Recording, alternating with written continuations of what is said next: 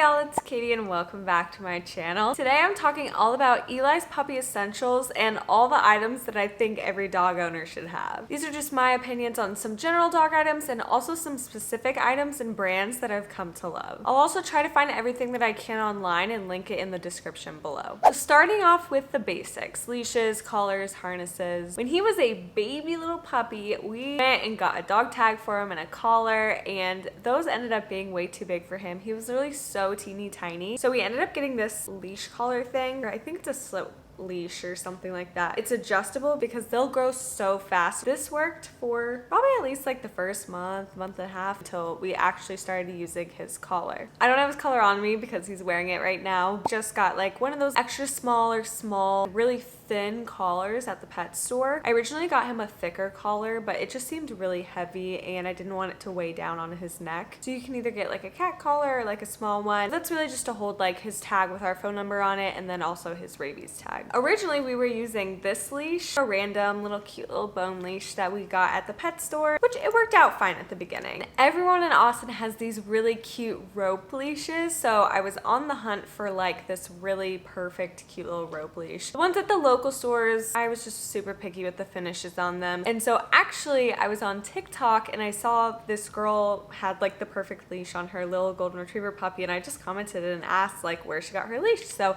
she sent me a link to it, and this is it. So it's really just a black and white rope leash. Also, I think these little white pieces are reflective. I just wanted it to be a black metal. I didn't want it to be like gold or silver or anything. And then on this end is really cushiony, which is nice. This is the 5-foot one, I believe, which is perfect because whenever we're letting him explore a little bit, he can kind of go a little farther out, but usually we have like 2 hands on it, so we're not using the full 5 feet most of the time, especially if we're training. And I like how it has a little bit of give. You can definitely tell when he's like really pulling versus just like trying to test the limits. We actually don't connect his leash to his collar anymore because he gets really excited, loves all people, all dogs, everything. He was just pulling a lot and we didn't want it to kind of choke him. We ended up going with a harness. I had been doing research forever on different types of harnesses and I got it down to 2 that I really liked. And then when we went to the pet store, they had one of them there. We tried it on and he loved it. So we just ended up keeping it. So this is his little harness. He has the extra small size. So he's about like 12 or 15 pounds right now. I know he was just like barely on the cusp of the extra small. So we ended up going with this one. And it fits him really well. It's super easy. You just slip it on. You just like hold a treat and then he'll just like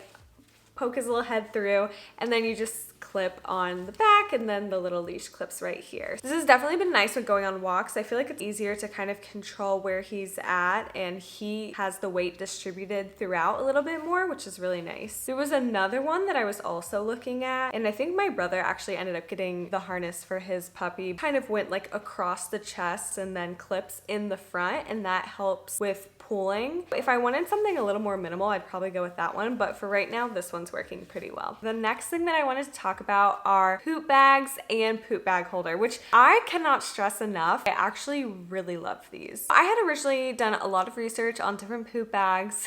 Crazy dog mom over here. I just didn't know what to get and like what the differences were. And this one actually got a lot of good ratings. So when I ordered it, I didn't realize how nice it actually smelled. So I had gotten other ones that they smelt good. It just smells like they're trying to cover up like bad smell. But these actually neutralize the odor. It's just kind of a fresh scent and you don't smell the poop at all. The other good part about this brand is this little poop bag holder. I don't know why I didn't get it earlier, but I was just like, oh, I already have a holder. Like, I don't need this one. This one, so glad that I got it. It has this little clip on the back here. Whenever you're done with your little poop bag, if you're not by a trash can, you can put the used one on this clip and it just holds it for you. And at first I was like, okay, yeah, like, is that really a big deal? But it's so nice that you don't have to carry that bag. It doesn't get in your way. It's just hanging with the little holder and it is so nice. I would highly recommend. The next thing I would suggest are training treats. We try not to give like Eli too many treats because we want him to eat his food. But you know, sometimes when you're training, you just need that extra little bit of help. And we were doing boiled chicken, like little tiny baby pieces, but it's so hard to boil that every week and make sure it doesn't go bad and only do a certain amount. So we have kind of transitioned to these other ones. I just have them in a plastic bag, but they're just these little like breakaway pieces. So whenever we do it, we'll only give them like the tiniest little bit, and then we'll use those when we're training, and he loves them so much. He will do anything for them. Speaking of using small pieces of boiled chicken, we actually learned that from this Zach George's Dog Training Revolution book. I started reading this the second that I wanted to start getting a dog. Like, I wanted to know all the steps, how to train them, what are the best commands to teach them, different situations for different dogs. And it's not just puppies, like this is how to train dogs just in general. He also has a bunch of videos on YouTube, so if you want to check those out, I would highly recommend them. My next tip is to get food and water bowls that are super sturdy and won't tip over. Eli's actually eating out of his right now, but they're just these white ceramic bowls on these like wooden little holders. They look really nice and are so sturdy. Like, he will not knock them over. When he was a puppy, sometimes he would chew on the wood a little bit, but he's gotten over that. And they're so nice because they're so easy to just take the bowl, fill it up, and then put it back in the little holder. Or with the food, we actually got this scoop, which I would also recommend. The max line is the amount for the day that he'll eat. So we just scoop up the whole thing at the beginning of the day and then divvy it out between each meal. Another big one that I would highly recommend are travel food and water bowls. So I have these. Just clip these little things on my purse, so whenever we go out for the day, it's easy to have food and water for him. I also got 2 different colors, so I have one for food, one for water. And then they just pop open, so it's super easy, and then you can fold it back. I actually need to get new ones. As you can see, this one doesn't have one of these on it anymore, and I think there are a few little holes in there. This is why you need bowls that you can't tip over. When we were moving, I had packed his real sturdy bowls, so he was using these for a while, and if I left them in his pen for too long, he would start to play with them and chew on them, and he actually ended up chewing this little thing. So whenever I now travel with these, I just have to put them both on the same one. Something else that he loves to chew on are bully sticks. So they just look like these little sticks, and dogs go crazy over these. I just get the bully stick brand. My mom gets another brand, and he also really likes those, so it doesn't really matter what you get. It just keeps them busy, gives them something to chew on, and I think it's also good for their dental health as well. Another huge item that we love is this brush. We started using it on Eli when he was a puppy. We wanted him to get used to getting brushed all the time, especially because he's a poodle and they can get tangled really easily, especially when he is just rolling around in the dirt. He gets all types of stuff in his fur. Just this flat brush, and then you push this button, and then the actual like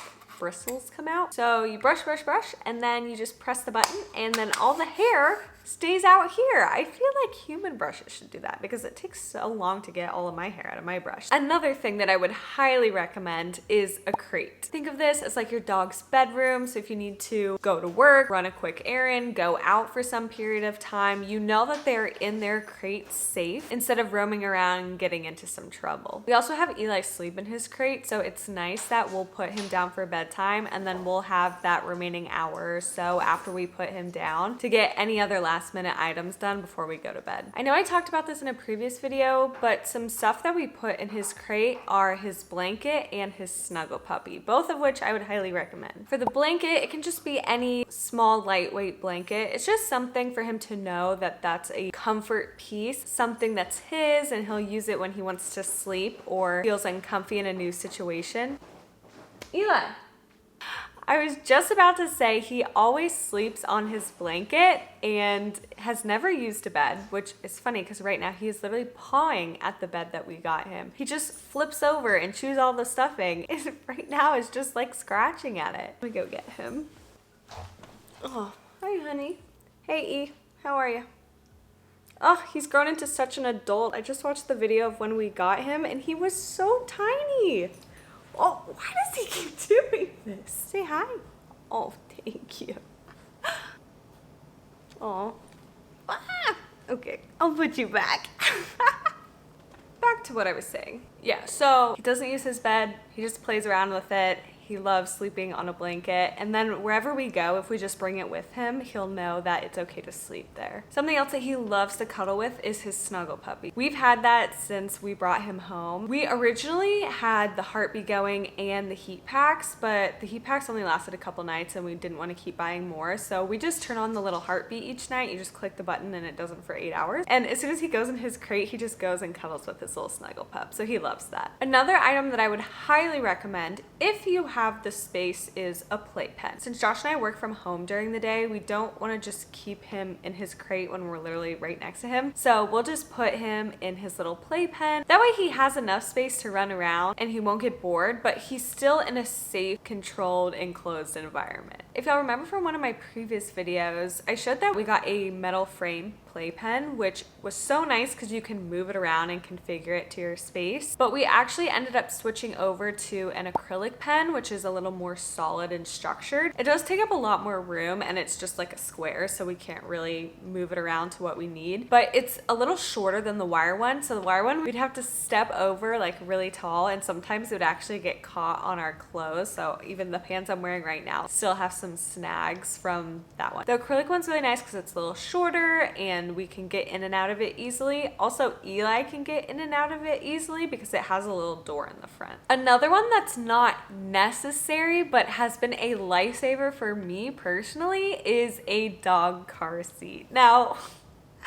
I know it has changed how we travel so much. We used to bring the crate up and down each time, and that, one, was just such a hassle. Two, takes up so much space in the car. But at least he liked his crate and he felt safe in it. When we were trying to downsize a little bit, we got a like airport carrier, I guess, and he does not like that thing. Like, he'll get in it for a while, he can move around in it, and once he's settled down, he'll sleep in it, but he just wants to paw out. I don't think he likes how enclosed it is. That did not work out. It's just not good for the car. So my mom actually had this car seat for her dog and it got a lot of good reviews. So when we were visiting them one time, he tried it out. I ended up just ordering it for him and he's been loving it so far. It's literally like a baby car seat. So you strap the seatbelt through the bottom of it. You set them in the little like booster car seat. So we always keep his harness on him and then we clip his harness into the little attachment piece that keeps him in the seat. There's plenty of space for him to walk around, readjust, and lay down, which is nice. I ended up getting the 2-dog one because the 1-dog one was just a little too small because he likes to kind of sprawl out. He enjoys it and I enjoy that he is safe back there and not whining. And the last couple things that I'd highly suggest are toys and a toy basket. Not that I have to tell you what type of toys to get, but there are some toys that I feel like are superior. This is his little toy basket, literally just like a random basket I got from Target. All of his toys have to fit in here. They're all currently out right now in his pen craziness, but at the end of the day, throw them all in here. He has gone through plenty of toys in his few months that we've had him, but the ones that have stayed pretty much pristine is anything Kong toy. He loves anything that are these little rubber ones. We have this, we have like the actual little Kong that you put the peanut butter in, which huge pro tip if you don't do that already. Any type of peanut butter in these little things works tremendously if you need their attention or if you need them to be distracted for a little bit. But we have these, we have a couple colors of the peanut butter ones, we have these little tennis balls. My hair is like all over these little tennis balls, and they just hold up so well. He has other tennis balls that he's just ripped right through in like a few weeks. I think we got these when he was a puppy and they're still in phenomenal shape. Also, we'll put like the little bones in the freezer for him, especially because he's teething and he loves those. So those are all of Eli's puppy essentials and things that I think would really help dog owners out. If any of y'all are new dog owners or just looking for some advice on certain items to get, let me know if y'all have any questions and I'd be happy to help. If you found this video helpful, please feel free to give it a like and subscribe to support my channel. Thank y'all so much for watching to the end of this video and see y'all soon. Bye!